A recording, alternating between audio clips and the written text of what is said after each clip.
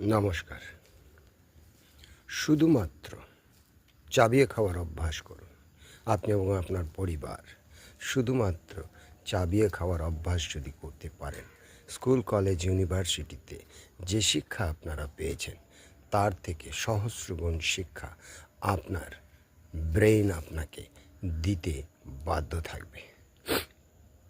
আমাদের পেছন দিকে রয়েছে লিম্বিক সিস্টেম এবং সামনের দিকে রয়েছে প্রিফ্রন্টাল কর্টেক্স।